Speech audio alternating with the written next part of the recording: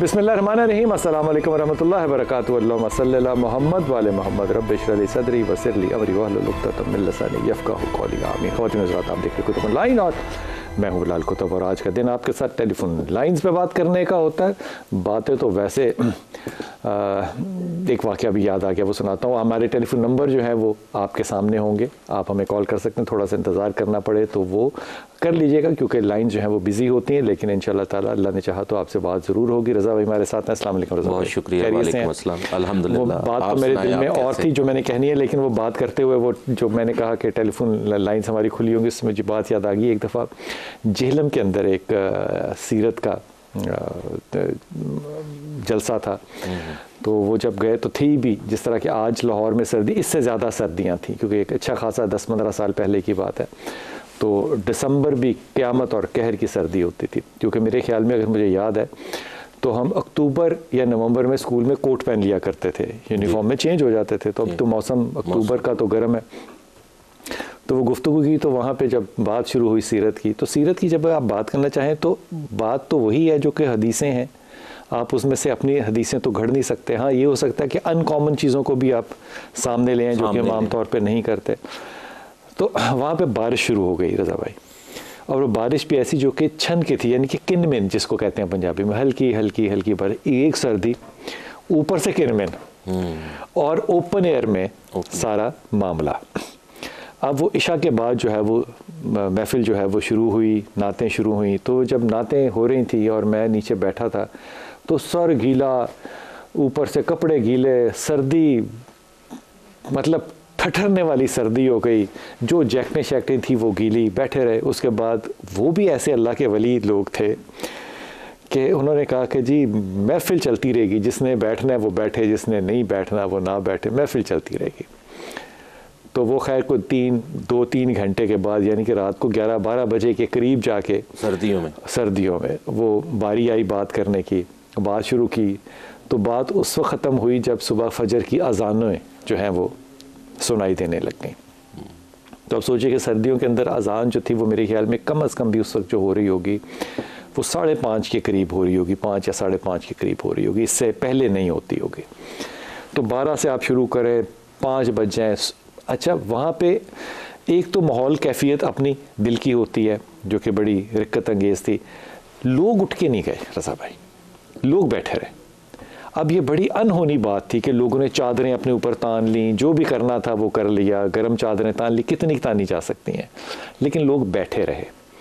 तो जब सुबह नाश्ता किया, फारिग हुए, तो मैं वापस लाहौर आना था। तो मैं लाहौर आने की बजाय मैं इस बात से बड़ा ही गैर मुतमईन था कि ये क्या सूरत हाल है। वही हदीस सुनानी है, वही सीरत सुनानी है, वही पैदाइश रसूल है, वही उम्मे ऐमन है, वही मेरी माँ सैयदा आमना है, वही बातें करनी है। इसमें कोई नई बात अपनी तरफ से तो नहीं तख्लीक कर सकते। लोग उठ के गए क्यों नहीं, इतनी तकलीफ़ में क्यों बैठे रहे। एक दिल में ये ख्याल आता था कि लोग शायद इसलिए बैठे रहे कि मोहब्बत रसूल है, बेअदबी होगी। दुरुस्त है बात, यहाँ तक भी बात दुरुस्त है। तो मैं उठ के वहाँ पे प्रोफेसर अहमद रफ़ीक के पास चला गया, गुजर खान जेलम से आधे पौने घंटे की ड्राइव पे। तो वो ऐसे हालात थे कि उस्ताद मोहतरम जो थे वो वॉक इन हमें मिल लिया करते थे। अच्छा। तो उस ज़माने में 15 साल हो गए इस बात को। तो प्रोफेसर साहब के पास गए, बैठे, हालात ठीक हुए, रात को सोए। अगले दिन सुबह कहा कि उस्ताद मोहतरम कल ये वाक़या पेश आया। तो ना कोई नई बात थी, ना कोई नया कॉल था, ना कोई नई आवाज़ थी, ना कोई नई हदीस थी। लोग वहाँ बैठे रहे सारी रात सर्दी के अंदर, यानी कि जिसे कहने कहर की सर्दी में। सही। उठे नहीं। ये मोहब्बत रसूल इस उम्मत में बड़ी है। बेशक, क्यों, बिल्कुल। उस्ताद का जवाब मुख्तलिफ था, इसलिए वो उस्ताद है इसलिए वो उस्ताद है। उस्ताद कहता है कि देखो बात सुनो, जब सुनने और बोलने वाले के दरमियान में से अल्लाह शैतान को निकाल दे, तो उसी बात का जो असर है, तासीर जो है वो ज़्यादा हो जाती है। इसीलिए अल्लाह के रसूल के बात में और सहाबा के सुनने में जो तासीर है वो ज़्यादा है, क्योंकि वहाँ पे शैतान शामिल नहीं है। रज़ा भाई, स्पिरिचुअलिज़म में शैतान का दर्जा, मकाम या शरारत क्या है जिसके बारे में कॉन्शियस रहना चाहिए? बिस्मिल्लाहिर्रहमानिर्रहीम। बहुत शुक्रिया, आपने दोबारा मदऊ किया।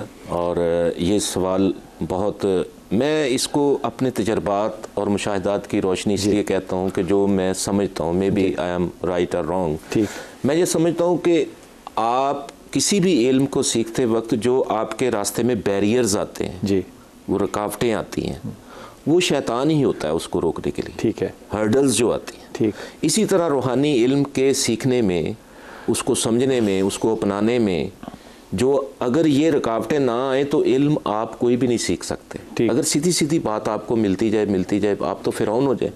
अल्लाह ताला ने यही रेजिस्टेंस रखी है इंसान के अंदर। तजस्सुस क्यों होता है पता नहीं होता। अच्छा, इसमें कैपेसिटी भी इम्पोर्टेंट है कि एक शख्स, मतलब रुकावट है ये कि वो साइंस नहीं पास कर सक रहा, तो साइंस नहीं पढ़ सकता, नहीं समझ, वो हर्डल है ना, मुझसे कि एक हर्डल एक शैतानी कैफियत की तरह होती है। ठीक, और एक आपको आपके जो रवैये हैं, शादी नहीं हो रही, शादी नहीं हो रही, नहीं, शैतान को आप ये कह लेना कि एक नेगेटिव। ठीक, हर जिंदगी के जायज़ काम के अंदर कोई भी हर्डल हो, वो हर्डल जो है वो शैतानी उसको ज़ेर करना होता है आपने। ठीक, वो शैतानी कुव्वत है, इसी को तज़किया कहते हैं। ये शैतानी कुव्वत है, ये शैतानी नेगेटिव, हर कुव्वत शैतानी, ठीक, एक कैफियत का नाम है ना। तो इसका मतलब शैतानी कैफियतें जो है वो इस माशरे में बड़ी एक्टिव है, बहुत ज़्यादा है। हाँ। जब देखें ना हमारे मुल्क के अंदर कोई ऐसी चीज़ें हैं, ऐसे मामलात हैं कि वो तयन ही नहीं हो पा रहा, क्योंकि हर इंसान के अंदर नेगेटिविटी का बहुत ज़्यादा गलबा है। इसको नेगेटिविटी को आप शैतान की तो ये तो मैं कह ही नहीं सकता कि मुल्क में शैतान ज़्यादा है। शैतान की हालतें कई तरह की हैं। जी, अस्सलाम वालेकुम। हमारा सलाम सर, ठीक है जी, अल्लाह का शुक्र है मेरा बेटा, हुक्म फरमाइए। अल्लाह आपको बहुत ज़्यादा तौफीक दे, जो आप बात करते हैं, हमारी रहनुमाई करते हैं, हमारे इल्म में इजाफा करते हैं। मैं बहुत खुश होती हूँ आपकी बातें सुन के। हुक्म फरमाइए। आपसे, आपको देख जब आप आते हैं, अक्सर जब थर्सडे फ्राइडे होता है तो मेरा इंतजार होता है कि मैं आपसे बात कर सकूं, आपकी बातें सुन सकूं, उन पे अमल कर सकूं। अल्लाह मुझे तो अच्छा, थर्सडे फ्राइडे को तुम इंतजार करती हो, तो मंडे ट्यूसडे वेडनेसडे क्यों नहीं इंतजार करती? सर वो मैं सुनती हूँ, वो तो बड़े शरई मामलात होते हैं और उलमा किराम होते हैं, लेकिन इसमें मेरी कोशिश होती है कि मैं आपसे बात कर सकूं। वो तो मैं सुनती हूँ, उन पे अमल भी करती हूँ, लेकिन ये जो खास होते हैं, ठीक, इनमें हम गरीब लोगों की आवाज को उजागर करते हैं। ओ हमारा अब तूने फोन नहीं रखना, अब तू मेरी बात सुन। ये जो तुमने कहा है हम तो गरीब लोग, ना ना ना, अब यहाँ पे रुक जाना है। वो रसूल पाक जो है सल्लल्लाहु अलैहि वसल्लम हुजरा अम्मा आयशा में बैठे हैं और अल्लाह से दुआ, पता है क्या कर रहे हैं? अब ये तूने बात कानों से नहीं सुननी, दिल से सुननी है। अल्लाह के रसूल कह रहे हैं कि अल्लाह तू मुझे गुरबा के साथ उठाना। अम्मा आयशा जो है वो इस बात पे ना चौंक गई। जब वो नमाज ख़त्म हुई, दुआ ख़त्म हुई, तो वो ख़त्म बात करके तो अम्मा आयशा ने कहा, या रसूलल्लाह सल्लल्लाहु अलैहि वसल्लम, आप रहमतुल आलमीन हैं, आप ऐसी दुआ क्यों कर रहे हैं? अल्लाह के रसूल ने पता है क्या कहा कि आयशा, क्या तुम नहीं चाहती कि मैं बेहिसाब, बिना हिसाब जन्नत में बाकी हिसाब होने से 40 बरस पहले, अब ये 40 का जो सीगा इस्तेमाल होता है ना, इसकी कोई लिमिट नहीं होती, 40 की या 70 की, ये लिमिटलेस होता है। मैं उन लोगों के साथ जन्नत में जा चुका हूँ, ये गुरबा होंगे, ये गुरबा होंगे। इसलिए जो शख्स तजलील से या अपने आप को कम समझ के गरीब कहता है ना, वो अल्लाह के रसूल की इस निस्बत को याद रखे कि हमारे साथ नबी ने जाना है इंशाअल्लाह ताला, इंशाअल्लाह ताला, इंशाअल्लाह ताला। बस सवाल ही भूल गया तुम्हारा, बात क्या करनी थी तुमने? ये था, दो चीज़ों की मैंने रहनुमाई लेनी है आपसे, 2 सवाल थे मेरे। हाँ, एक मेरे ना बेटे हैं, 2 बेटे हैं और एक बेटी है। एक का नाम फाहद है, एक का नाम इशल है बेटी का, और अबू बकर। बेटी का क्या नाम है? सर अबू बकर। बेटा, छोटा जो बेटा ना उसका नाम अबू बकर, बेटी का नाम इशल। इशल और बड़े बेटे का नाम है फाहद। मैं ना इन्हें हाफिज़ कुरान बनाना चाहती हूँ। अच्छा। और आने वाले मुस्तकबिल में इनके लिए ना मैंने सोचा हुआ है कि मैंने फौज में भेजूं। और मेरी रहनुमाई इसने मुझे बताया कि मैं क्या कर सकूं जिसमें ना ये मेरे बच्चे आला मकाम हासिल कर सके, दीन सीख सके। इल्म तो वक्त के साथ सीख ही लेंगे, मैंने इल्म नहीं सीखा। अच्छा, अब तुमने ये दोबारा मेरी बात गौर से सुनिए। अब तो मैं ये कह ही नहीं सकता कि मेन कैरियर में सक्सेस के लिए हाफिज होना जो है वो रास्ते की रुकावट होगा। आपका जो फौज का कप्तान है वो हाफिज कुरान है, और अब हाफिज कुरान भी कब बने? अच्छी उम्र में जाके। तालीम हासिल की मदरसे में शुरू में, लेकिन अगली उम्र में जाके वो हाफिज कुरान बने, पहली बात। दूसरी बात ये कि ये भी यहाँ से मसाल याद रखना कि वो हाफिज कुरान है हमारे चीफ ऑफ आर्मी स्टाफ ज़रूर, लेकिन उन्होंने मेन स्ट्रीम एजुकेशन नहीं छोड़ी उसके लिए। सो मेन स्ट्रीम एजुकेशन छुड़ाए बगैर बच्चों को हाफिज बनाते। ये बात मैं उलमा कराम से हट के कह रहा हूँ। उलमा कराम कहेंगे छुड़वा दो, हो सकता है कहें, मैं नहीं से कहता। मैं इसलिए नहीं कहता कि मेरे ख्याल में जो शख्स मेरी तरह का हो ना, उसके ऊपर कोई बोझ नहीं है कंधों पे, वो मामा नहीं पहन रहा, उसकी दाढ़ी नहीं है, वो उसकी गलती भी जो है वो माफ़ कर दी जाएगी ज़्यादा कंफर्ट जोन से। लेकिन अगर कोई शख्स मजहबी तौर पर हाफिज कहा जाए, हाफिजा कहा जाए, दाढ़ी वाला हो, इमाम, उसकी गलती जो है ना वो काबिले माफी माशरे में नहीं होती, उसका करैक्टर जो है वो बड़ा आला और बाला होता है। हाफिज को हमारे से इंटेलेक्चुअली सुपीरियर होना चाहिए, और मैं कसम खुदा की इस बात को शहादत के साथ कह रहा हूं कि ये लोग हमसे सुपीरियर होते, वरना हम भी हाफिज होते। हम नहीं है, हमारा वो मेमोरी का जो सेल था ना वो एक्टिवेट ही नहीं हुआ। मेरी क्लास में जितने लोग हाफिज थे ना, वो सारे के सारे टॉप ऑफ द लाइन जो थे वो डॉक्टर थे, और ये कोई आसान काम नहीं है। इसलिए मेन स्ट्रीम में डाले बगैर इनको हाफिज ज़रूर बनाने की नीयत करो। लेकिन जो बेटी है ना, उसके बारे में तुम्हें थोड़ा सा इख्तलाफ मैं रखूँगा इस बात से। अगर तो वो लेस देन 5 years है तो इसका नाम बदल दो, और अगर ये मोर देन 5 years है तो फिर इसके मजाज के लिए, अच्छा मजाज बनाने के लिए इसको दीन की तरफ ज़रूर लगाना, लेकिन इसको लाहौल की तस्बीह और सूरह रहमान सुनाती रहना, लाहौल की तस्बीह पे दम करके, और रहमान सूरा जो है वो सोने से पहले सुनाती रहना। बच्चों के, इस बच्ची का ख़ास तौर पे मजाज जो है वो बेहतर होगा। लेकिन अगर लेस देन 5 years है तो फिर तुम मशवरा करके नाम को बदल के सहाबियात के नाम के ऊपर इसका नाम ले आओ। ये नाम गुस्से वाला और सख्त मजाज होगा, और तुम्हें बहुत जल्द पता चल जाएगा कि ये सड़ियल है और ये रोती रहती है। जी अस्सलाम वालेकुम। जी अस्सलाम वालेकुम बेटा। जी सारा पुत्र। वालेकुम सलाम। वालेकुम सलाम, कैसे हैं आप सर? अल्लाह का शुक्र है मेरी बेटी। सर मुझे ना अपने भाई के लिए पूछना था, उनकी ना 2 जगह पे मंगनी की है। भाई का नाम रखा है कि नहीं अभी? भाई का नाम है मोहम्मद मुदस्सिर। मुदस्सिर जी, उनको दोनों ही जगह पे ना बगैर कोई वजह की उन्होंने जवाब दे दिया। अच्छा, ये लड़की वालों का हक नहीं है कि वो जवाब दें? वजह रखनी जरूरी है? नहीं, हो जाता है, जरूर होता है, लेकिन ना पहले जो था उन्होंने तो कोई वजह ही नहीं बताई कि क्यों हम जवाब दे रहे हैं। अच्छा, मैं वही तो कह रहा हूँ मेरी प्यारी बच्ची, मैं कह रहा हूँ कि क्या बेवजह कोई इनकार कर सकता है लड़की कि मैंने नहीं करनी शादी? सर फिर हमें भी तो बताएं तो सही ना कि क्यों वो इनकार कर रहे हैं, कोई वजह भी तो बता दें ना। अच्छा ठीक है, पहली लड़की का क्या नाम था? उसका नाम फातिमा था। ठीक। दूसरी जो थी उसका नाम सोबिया था। ठीक। और तुम्हें इस बात का अगर मैं यकीन दिलाऊं कि दोनों फैसले ठीक थे तो फिर तुम क्या कहोगी कि मुदस्सिर अच्छा बच्चा नहीं है? सर अच्छे तो हैं, जाहिर है मेरे भाई हैं, अच्छे हैं। अब मैं तुम्हें एक बहन के तौर पे मशवरा दे रहा हूँ ना, तुम बहन हो ना भाई की, तुम केयर करती हो भाई की। जी। मतलब कमाल औरत हो तुम कि तुम औरत को अपने भाई के लिए जब जज करोगी तो उसमें सबसे टॉप पे क्या क्वालिटी होगी मुदस्सिर के लिए? अच्छी हो, पढ़ी अच्छी से क्या मतलब होता है? सर उनके साथ चलने वाली हो। ये कोई बात नहीं होती, ये सारी ये अनारकली बाजार वाली नहीं बातें करो। अच्छी हो, साथ चलने वाली हो, गाड़ी के 2 पहिए हो। कोई 2 पहिए नहीं होते, साइकिल होती है, एक आगे होता है एक पीछे होता है। मुझे ये बताओ, अपने भाई के लिए तुम्हें टॉप क्वालिटी अपनी भाभी में क्या देखनी है? घरदारी उनको आती हो, अपने शौहर का ख्याल रखती हो।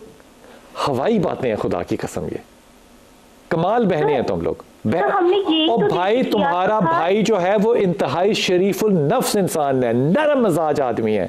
तुम्हें वो भाभी लानी है जिसको रोटी पकानी ना आती हो लेकिन जी करना आता हो। जी। ये भाई वो तुम्हारा है। बता, मैं तुम्हें रहा हूं, लड़कियां ढूंढ तुम रही हो, पता क्यों नहीं है? बहन को पता होना चाहिए। दोनों फैसले ठीक थे। मुदस्सिर के लिए तुम्हें वो लड़की ढूंढनी है जो कि सटल हो बहुत। जी मेरा पुत्र। इनकार तो उन्होंने किया है तो अच्छा हुआ ना, अल्लाह की तरफ से अच्छी हो गई। मुदस्सिर नहीं कहीं मतलब खराब होता आइंदा जिंदगी में। अच्छा हुआ, बहुत अच्छी बात हुई। इसमें गलत बात क्या है? एतराज़ नहीं करो, ठीक बात थी ये। मुदस्सर से कहो कि वो या ज़ल जलाल वल इकराम, और दूसरी चीज़ या वली या नसीर, या वली या नसीर अल्लाह के नाम है, ये दोनों तस्बीहात पढ़े, अल्लाह ताला उसके लिए आसानी करेगा। जी निग्गत, अस्सलाम वालेकुम बेटा। वालेकुम अस्सलाम। जी मेरी बेटी। बिलाल भाई, मैंने अपने भाइयों के बारे में बात करनी है। माशाल्लाह ताला। जी, मेरे भाई का नाम है सैयद इफ्तिखार हुसैन शाह। इफ्तिखार हुसैन शाह जी जी। तो उसका मसला ये है कि वो हम सब भाई बहन भाई उसकी वजह से बहुत परेशान है भाई। अच्छा। एक तो उसका काम नहीं लगता कहीं भी, और दूसरा उसका रिश्ता भी कहीं नहीं होता, और हर किसी से उसकी लड़ाइयाँ बस रहती हैं, खासकर घर पे। अच्छा अच्छा। घर पे सब बहन भाइयों से उसको गिला रहता है। वालदा भी फौत हुई हैं। अच्छा, आप मुझे एक बताओ कि इफ्तिखार में सबसे ज्यादा किस बात पे लड़ाई करता है, वो ये बताओ तो। यानी कि वो कहते हैं हर मेरी बात मानी जाए, जो उसकी बात ना माने तो वो कहते हैं मेरा कोई सगा ही नहीं है, मेरे से कोई करता ही नहीं, मेरे नसीब ही ऐसे। इफ्तिखार बड़ा है? इफ्तिखार घर में बड़ा है? नहीं, मुझसे छोटा है। हाँ। बाकी बहन भाइयों में बड़ा है। वो बड़ा नहीं मानता। सर उसने जो है आर्मी में भी जॉब की है, वहाँ पे जो है ट्रेनिंग करके छोड़ दी, फिर दुकान की वो भी करके छोड़ दी, फिर उसके बाद अब बाहर की कोशिश कर रहे हैं, बाहर का भी उसको कहीं कुछ नहीं हो रहा। अब भाई ने स्पेयर पार्ट की दुकान डाली है, तब भी उनकी आपस में नहीं बन रही। बहुत परेशान हूँ सर, आप मेरी प्लीज परेशानी दूर करें। अच्छा, इफ्तिखार की सिर्फ एक ही कमज़ोरी है, और ये तुमने जहन में रखनी है, उसके साथ जो भी शख्स एहतराम और इज़्ज़त के साथ बात करेगा ना, ये उसका होगा, ये इख्तलाफ नहीं लेगा चाहे गलत हो। देखो, अल्फाज का चुनाव बड़ा अहम होता है। अगर फ़र्ज़ कीजिए कि मैंने किसी को कहना है कि आप चले जाएं, तो मैं उसको ये कह सकता हूँ गेट आउट, कितनी बदतमीज़ी की बात है। तो अगर मैं उससे ये कहूँ कि अगर आप तशरीफ़ ले जाएं, would you like to go, मुझे काम है, मैं जा रहा हूँ, एक अंदाज़ है कहने का ना, कह तो आप उसको यही रहे हैं कि आप चले जाएं, लेकिन वो समझ जाएगा। सुलझे हुए अल्फाज में अगर आप इससे बात करेंगे तो शाह जी अच्छे आदमी है, पहली बात तो ये, लेकिन वो डिसरिस्पेक्ट के साथ किसी के साथ नहीं रहेंगे, ना रिश्ते में, ना काम में, ना ताल्लुकात में। मेरे ख़्याल में अगर शाह साहब बाहर जाना चाहें तो आप इनको बाहर भिजवा दें, बाहर ये अकेला रहेगा, तन्हा रहेगा, और बहुत सी रिफाइनमेंट लेकर आएगा ज़िंदगी में इंशाअल्लाह ताला। उसे कहना कि सूरह इखलास को और ला हौला वला कुव्वता इल्ला बिल्लाह को, इन दो चीज़ों को पढ़ता रहे, अल्लाह उसके मजाज में भी नरमी करेगा और उसके कारोबार में बरकत भी करेगा इंशाअल्लाह ताला। शाह जी, रूहानियत के अंदर अगर एक शख्स अपने साथ, ये लफ्ज़ इस्तेमाल कर रहा हूँ, इसको आपने खुद ही समझना है, फुल ऑफ सेल्फ हो मैं, तो रूहानियत पे आगे बढ़ सकता है? नहीं, ये तो पैमाना रूहानियत में full of sense, full of self, full of self, हाँ, वो रूहानियत से आगे, वो रूहानियत में आगे बढ़ सकता है। देखना तो ये है ना कि वो रूहानियत को समझता क्या है। ठीक, फुल ऑफ सेल्फ जो बंदा है उसके नज़दीक रूहानियत में वो क्यों आना चाहता है, वो समझता क्या है। वो मैं तो नहीं, मैं आगे जाऊंगा तो बहुत बड़ा वली। मैं जहाँ तक समझा हूँ कि लोग रूहानियत को समझते हैं कि आप इनविजिबल, मावराई, गैर मरई, मेटाफिजिक्स चीज़ों को देखना और उनकी सैर करना और मुराकबात कराना, मुशाहिदात में से गुजरना, लेकिन इसके वो पर्सनल एक इंसान का एक पर्सनल इंकशाफात होते हैं। असल रूहानियत में आने का मतलब ये होता है कि आप अल्लाह के कलाम की आपके साथ तासीर हो और आप मुअस्सर हो। अगर तासीर ना भी लेनी हो अल्लाह की, तो आप स्पिरिचुअलिज्म में ये सफ़र सारे कर सकते हैं। नहीं, हर एक का ज़ाविया इदराक मुख्तलिफ है ना, सारे नहीं कर सकते। अगर इदराक है तो और तकब्बुर से भी भरा पड़ा है, फिर क्या होगा? नहीं, फिर तो किसी सूरत नहीं, वो उसमें बहक जाएगा, रुसवा हो जाएगा। क्या कैरेक्टर में क्या चीज़ बुनियादी होनी चाहिए अगर ये जज करना हो कि इसके अंदर कोई करंट है? उसमें अगर ये जज करना है तो आप अपने मामलात का कोई उससे सवाल करें, अगर उसमें वो सही तरीके से आगाही देता है, अगर आपको कोई जिस्मानी, ज़हनी, इखलाकी मसला है तो उसमें वो असर देता है, तो फिर उसके पास अल्लाह के कलाम की तासीर है। बाकी उसका लिबास, उसका हुलिया, फिर उसके अंदर इज्ज़ो इनकसारी हो, फिर उसके अंदर सबसे बड़ी बात यह है कि कानून खुदाबंदी के मुताबिक चलता, उसके दिल में, उसके दिमाग में दूसरे के बारे कोई ऐसा वसवसा, कोई शैतानी ख्याल, कोई बुरा ख्याल उसके अंदर ना आता। खूबसूरत बात की। वक्फे पे आके आपको रज़ा भाई किसी बात के आगे हदिया करूँगा, दो वाक़यात, एक हदीस और एक पाकिस्तान के ही एक इंतहाई बुज़ुर्ग का जिनका कि यूट्यूब के ऊपर बहुत बड़ा क्लिप चल रहा है, उनकी बुज़ुर्गी के ऊपर भी अपने हत्तुल इम्कान अदब के अंदर रहते हुए जुमला कहूँगा, वापस आते हैं। बिस्मिल्लाहिर्रहमानिर्रहीम। आजकल यूट्यूब के ऊपर एक क्लिप मैंने देखा था और मैं बड़े अदब के साथ और माज़रत के साथ कह रहा हूँ कि एक बुज़ुर्ग हैं, अल्लाह ताला उनको कब्र जन्नत नसीब करे। अब वो दुनिया में नहीं है, उनके साहबजादे जो हैं वो अब उनकी जगह पे ज़ाहिर है ये भी एक क्या कहना चाहिए, कॉर्पोरेट कल्चर का बिज़नेस जो है वो ट्रांसफ़र हो रहा होता है, जैसे कि प्रॉपर्टी ट्रांसफ़र होती है। तो वो बुज़ुर्ग जो हैं वो बैठे हुए, उन्होंने हाथ यूँ रखा हुआ है, बाकी लोग आते हैं वो हाथ मिलाते हैं, हाथ मिलाने के पैसे रखते हैं, हाथ मिलाते हैं पैसे। इन साहब ने कभी हाथ भी नहीं किसी का पकड़ा। मैं समझ रहा था कि कमाल बात है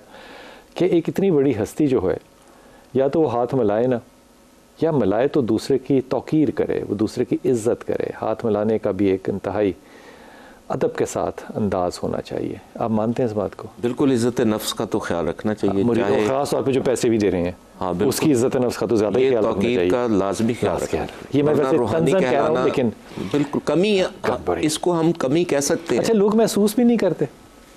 बस जो इरादतमंद होते हैं ना, अकीदतमंद, वो अपने सामने साहिब रूहानियत को कहते कोई वजह होएगी, सानू समझ नहीं आ रही। ये बहुत बड़ा पॉइंट है।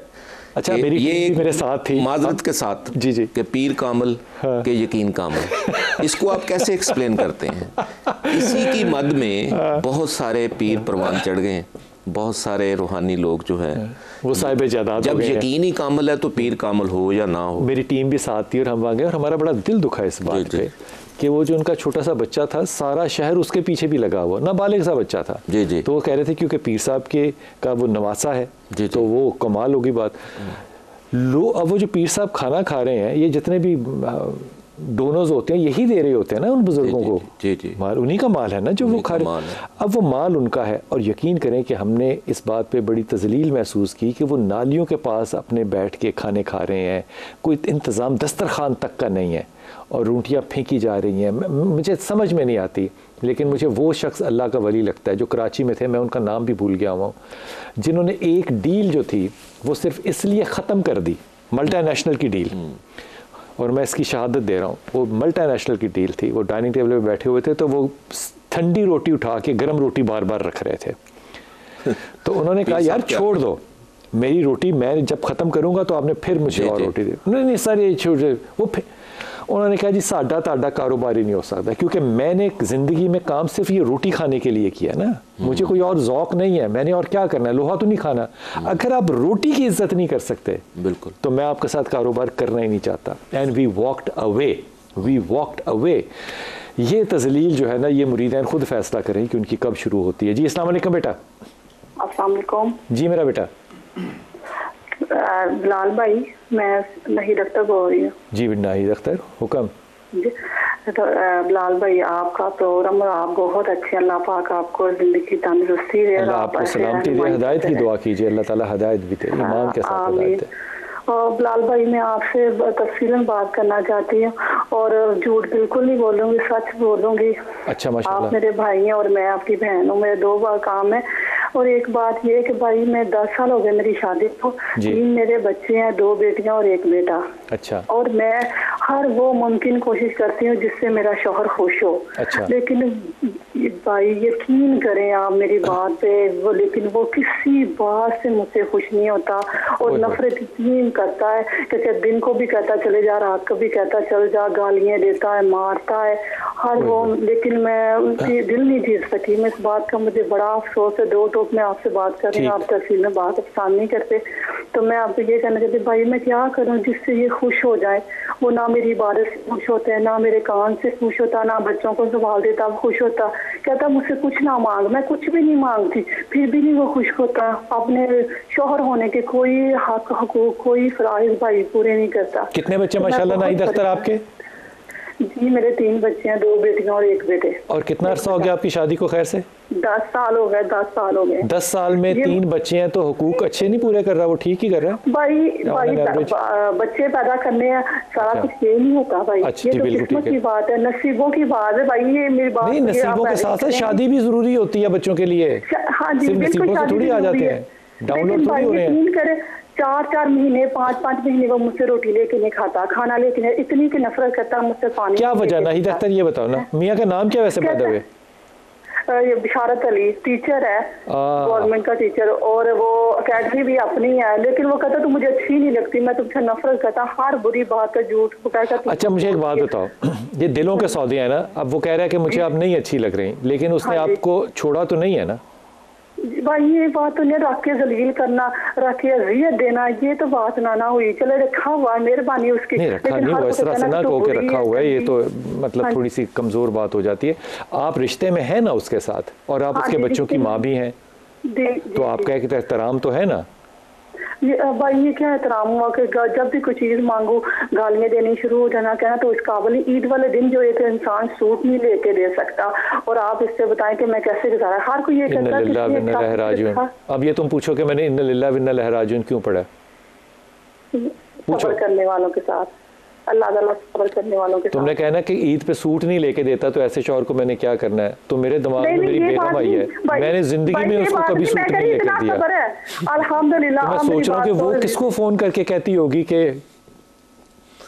मैं बस ये कहती हूँ कि जिस तरह वो मैं उसकी इज्जत करती, मोहब्बत करती हूँ। बेटा इज्जत जो है ना नाहिद अख्तर, देखो डंडे के जोर पे इज्जत जो है ना वो तो हाकिम भी नहीं ले सकता, वो तो बादशाह सलामत भी नहीं ले सकता।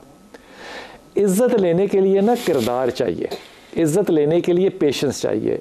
इज्जत फ़िरौन की नहीं थी, हालांकि वो ताकतवर भी था और उसके बाद फ़ौजी भी ज़्यादा थे, लेकिन इज्जत थी उमर ख़त्ताब की, जो कि बाहर जाके ना दरख्त के नीचे सोता था और उसके पास कोई फ़ौजी भी नहीं होता था। इज्जत थी उस शख्स की जिसके पास दरख्त अपनी जड़ें छोड़ के आके खड़ा होके तो सलाम करता था।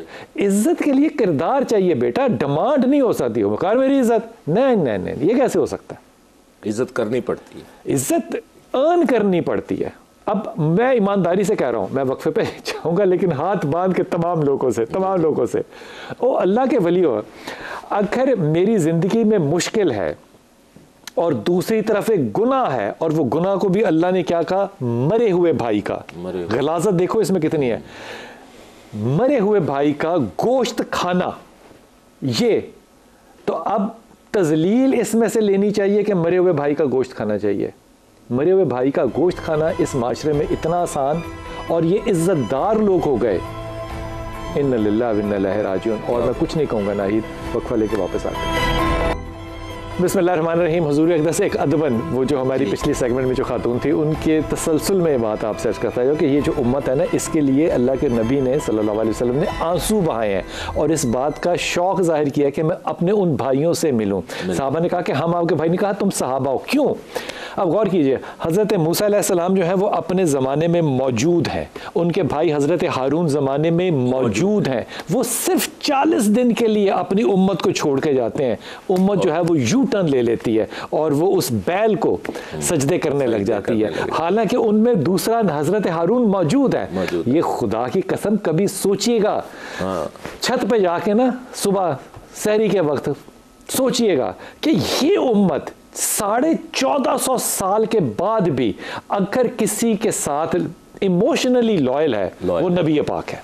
वाह सुभान, वो खुदा, क्या उम्मत है, क्या उम्मत है कि मौजूद के साथ लॉयल नहीं है उम्मत, लेकिन ज़ाहरी तौर पे गैर मौजूद के साथ उम्मत मौजूद है, क्योंकि हम उसको मौजूद, मेरे जैसे लोग जो है वो जो कम इल्म रखते हैं, हम मौजूद समझते हैं, और उस एब्सेंस में, हालांकि वो विजुअल एब्सेंस है, हम इसके बावजूद गुनाह को गुनाह और सवाब को सवाब इसलिए नहीं समझते कि मेरा दिल क्या चाहता है, इसलिए समझते हैं क्योंकि नबी ने क्या कहा है। खुदा की कसम, खुदा का वास्ता है, जब गुनाह की तरफ जा रहे हों तो गुनाह की शिद्दत को महसूस किया करें कि उसी तरह के रसूल, उसी तरह जिस तरह मोहब्बत रसूल में सल्लल्लाहु अलैहि वसल्लम में आप हाजिर नाज़िर रहते हैं, उसी तरह महसूस करें गुनाह को भी जिस तरह मोहब्बत को फैल, क्योंकि नबी ने बताया, फिर मोहब्बत जो है नबी पाक के साथ वो कामल हो जाती है, मुकम्मल हो जाती है। मुझे शक होने लग गया था, लेकिन अब मुझे यकीन हो गया कि मार के जो भी स्पिरिचुअल आदमी हो ना, ये रज़ा भाई मैं दिल की अथर गहराइयों से खुल के बात करें, कोई भी स्पिरिचुअल आदमी जो है ना वो गैर मजहबी नहीं होता, उसके अंदर मजहब की जड़ जो है ना वो बोई होती है, वो अपने जितने मर्जी, लेकिन सरापा इंसानियत होता है, सरापा इंसानियत होता है, और उसके बगैर मजहब नहीं हो सकता। वो हर किसी की तौकीर करता है, लेकिन आपकी गुफ्तगू से ये बात सामने आती है कि बहुत सारे रूहानी लोग, बल्कि मैंने भी देखा है, जो तजलील कर रहे होते हैं। सच कह लोगों को कितना दुख होता है, बहुत। लेकिन मुरीद भी कमाल ही लोग होते हैं, वो वहाँ पे सुन्नत क्यों नहीं कायम करते? मुझे एक मिसाल कोई दे जिसके लिए रसूल पाक सल्लल्लाहु अलैहि वसल्लम ने कहीं पे हल्की सी भी तजलील की तरफ इशारा। बात याद आ गई। जी जी। रसूल पाक सल्लल्लाहु अलैहि वसल्लम ने ना कभी गर्दन मोड़ के नहीं बात की थी, पता क्या बात है? कभी नहीं। अगर मैं आपसे बात करूँ तो पूरा आपकी तरफ तो, और अगर मैं इधर मोइन की तरफ देखूंगा तो मैं मोइन की तरफ गर्दन नहीं मोड़ूंगा, मैं पूरा इधर हूँगा। और फिर जब तक वो बात, ये सुन्नत रसूल, ये सुनो, वो देने वाला कैसा और करने वाले कैसे। और आज हमारी बदकिस्मती है कि हम मोरालिटीज़ को बाहर से लेते हैं, वेस्टर्न से लेते हैं। अब ये सवाल छोड़ जा रहा हूँ, अब भी इस पे आके बात करता हूँ। और फिर हम मयार बाहर से लें और उम्मती मोहम्मद के हो। लिल्लाह जी, यामीन, अस्सलाम वालेकुम। यार जी, अल्लाह का शुक्र है, अल्लाह का शुक्र है यामीन। मैं तो 2-3 हफ्ते से कॉल कर रहा हूँ, लग नहीं रही। बहरहाल लग तो जाती है यार। ये मेरे जो है ना पीछे बैठे हुए फ़ोन वाले लोग, ये हमेशा कहते हैं जी लाइन से इंतज़ार करो। ये बड़े जालिम लोग हैं, मैं समझता हूँ। अल्लाह खैर करेगा, अल्लाह इनको भी हिदायत दे मेरे साथ, और आपको भी हौसला दे कि आप इंतज़ार कर सकें। हुक्म। अजी सर, बात ये है कि मैंने अपनी बेटी की पहली शादी की, वहाँ से डाइवोर्स। नाम बेटी का यामीन, नाम बेटी का नाम जी उसका नसीम भी। नसीम हिज्जे करो। नसीम बीबी। किससे शादी की थी पहले की थी जी गैरों में। ओ, गैरों में तो ठीक थी। किस आदमी से की थी? आदमी का नाम क्या होगा? वो तो वहां से तो हो गई तलाक, फिर अब दूसरी जगह की है। भैया कोई नाम तो होगा ना। उसका नाम था आसिम से की थी, नहीं बनी। दूसरी किससे की? दूसरी है जी अपने बिरादरी में की है, रिश्तेदार हैं करीबी लगते हुए।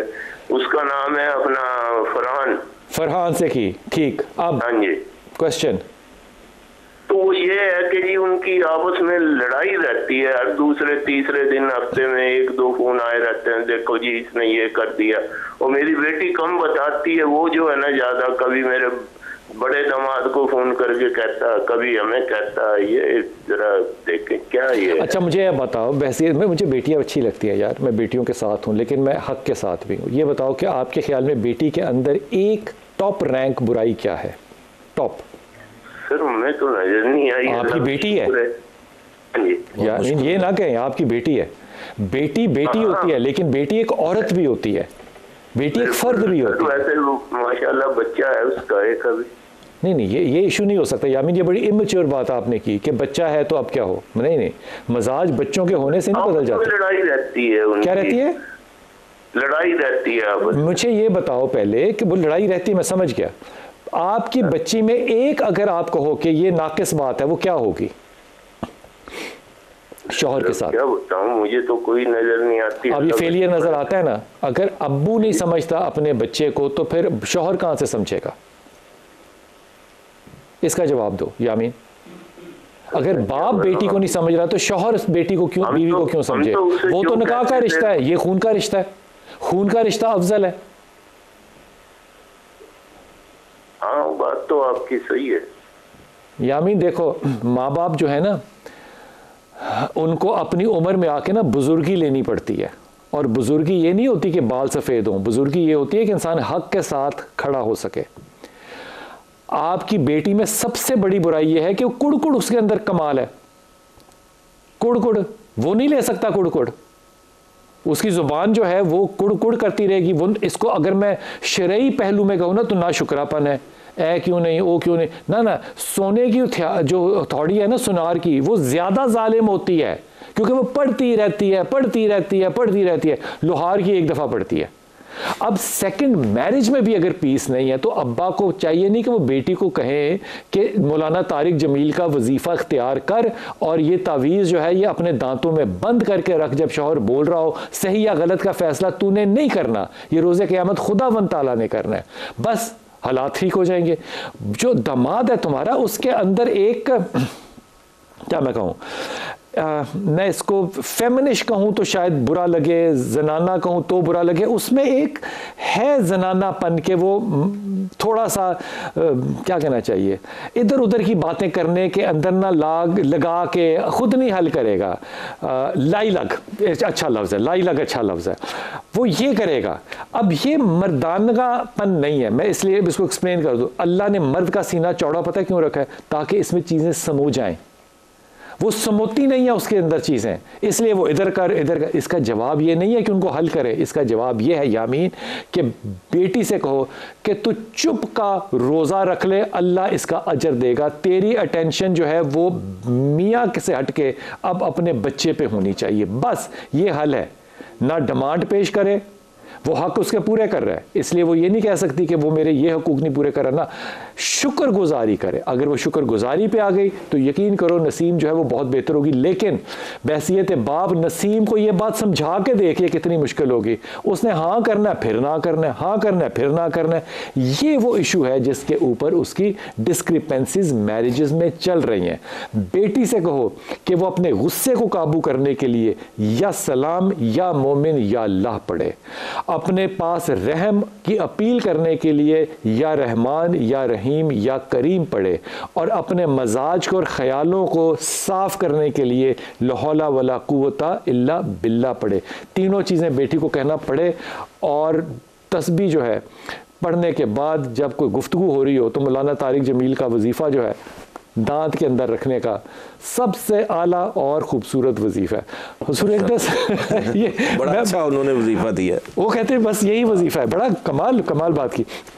ये जो मनफी शख्सियत होती है इसका क्या मतलब होता है कि ये शख्सियत मनफी है, नेगेटिव वाइब्स हैं इसकी, इससे क्या मतलब होता है? नेगेटिव वाइब से मुराद बुनियादी तौर पर आप किस हवाले से कहना चाहते हैं? कोई शख्सियत के पास आप बैठे तो आप कहते हैं नेगेटिव वाइब्स आ रही हैं या पॉजिटिव वाइब्स आ रही हैं? वो असल में जब दो इंसान आपस में बैठते हैं तो जब मिसमैच होता है रवैयों के एतबार से, जरूरी नहीं है कि वो नेगेटिव सबके लिए हो या पॉजिटिव सबके लिए हो। वेरी करती हैं वो। देखें, एक आपने देखा होगा कि कुछ आपके दोस्त के साथ उनकी नहीं बनती, ठीक, कुछ की नहीं बनती, कुछ की बन जाती है, वेरी करती हैं चीज़ें, ये परमानेंट नहीं है। और कोई ऐसा इंसान आपने दुनिया में देखा जिसका कोई मुखालिफ ना हो?